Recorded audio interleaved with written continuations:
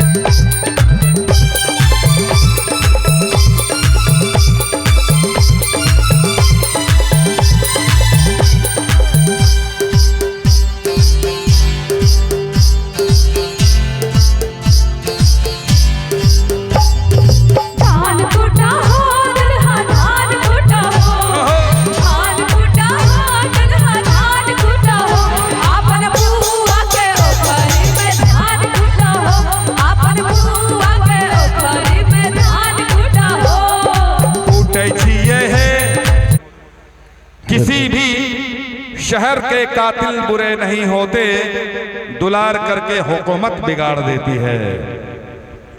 किसी भी शहर के कातिल बुरे नहीं होते, दुलार करके हुकूमत बिगाड़ देती है। इसीलिए तो मैं शोहरत से बच के रहता हूँ, क्योंकि शरीफ लोगों को औरत बिगाड़ देती है।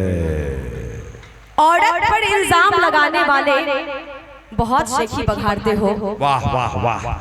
औरत पर इल्जाम लगाने वाले बहुत शेखी बघाड़ते हो और अपनी बीवी को जिला पार्षद बनाकर खुद जहां तहां मुंह मारते हो। अरे बरगा एकरा सब मालूम छे, एकरा सब मालूम छे। जहां तहां मुंह मारने जाते हैं ना, यहाँ बहुत अरे कुंदनमो हाथ हिला रहे छे। तोरो मालूम छे नुनू, हमू बता देबो तुम्हें कहां कहां मुंह मारे छे। अच्छा एक चीज, हाँ। आदत है पुरानी, जब जानिए गई तो एक्सेप्ट करने में क्या दिक्कत है। आदत है पुरानी हमारी मुंह मारने की। भोपू, आदत है पुरानी हमारी मुंह मारने की। नहीं, हम बोले थे भोंपू मत बजाना, यहाँ बजा दिया। चलो फिर से बोलता हूँ।